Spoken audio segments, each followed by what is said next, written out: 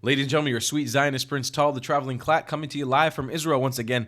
Two really important things I missed from Trump and Bibi Netanyahu's press briefing today in the morning about Gaza. Let's take a look. I wanted to catch you guys up on these two things. Mr. President, do you support Israeli sovereignty in Judea and Samaria, areas which many believe is the biblical homeland of the Jewish people?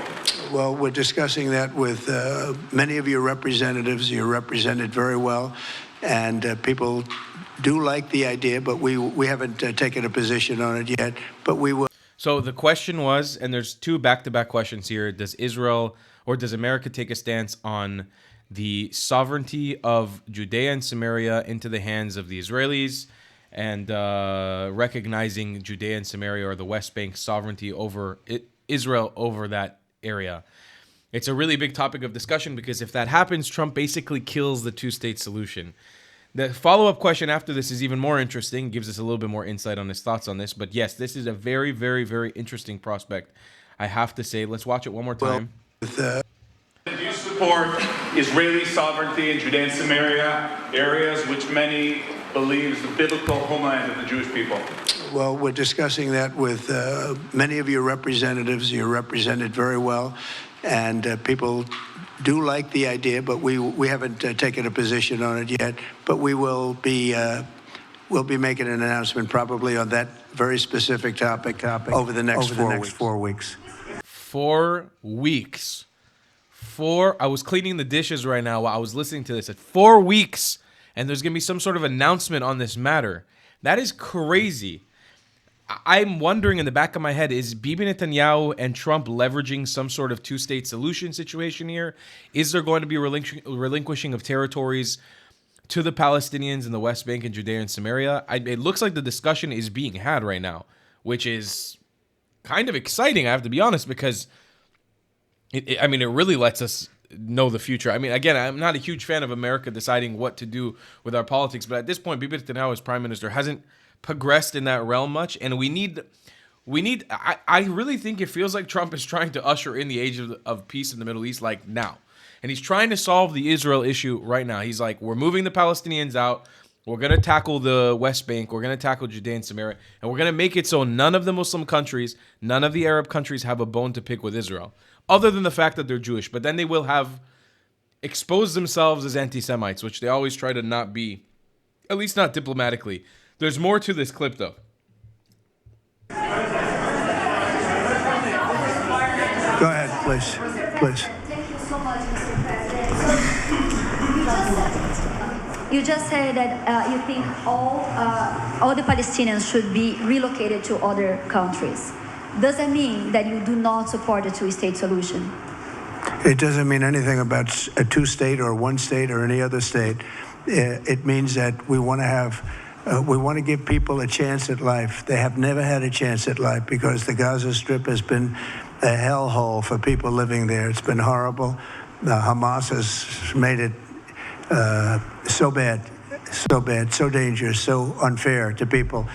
And by doing what I'm recommending that we do, it's a very strong recommendation, but it is a strong recommendation. By doing that, we think we're going to bring perhaps great peace to long beyond this area. And I have to stress, this is not for Israel. This is for everybody in the Middle East, Arabs, Muslims. This is for everybody. This would be where they can partake in terms of jobs and living and all of the other benefits.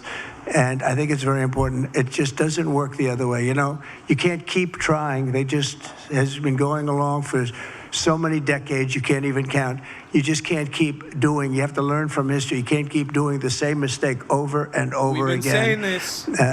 Gaza is a hellhole right now. It was before the bombing started, frankly.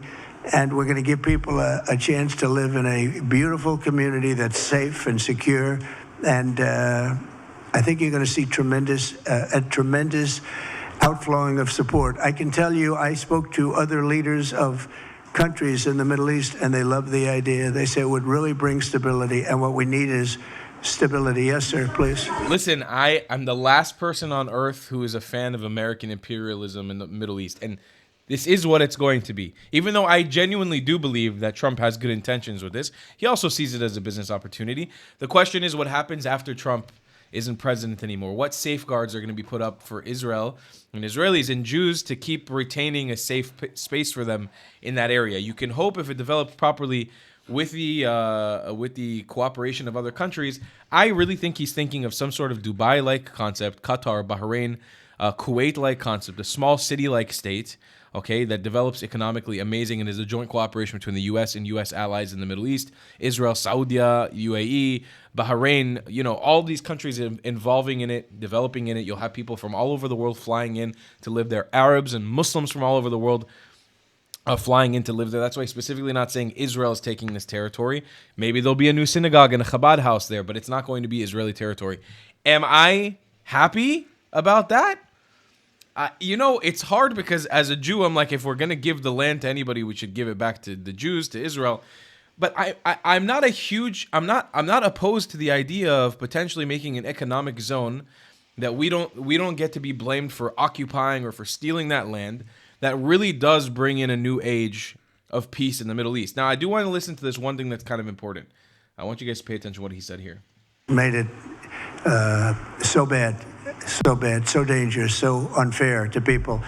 And by doing what I'm recommending that we do, it's a very strong recommendation, but it is a strong recommendation. So he's saying it's a recommendation, as if he's kind of absolving himself from point blank, as if this doesn't go through. He's kind of already absolving himself and saying it's a recommendation. It's not like, I'm not enforcing this. It's a recommendation.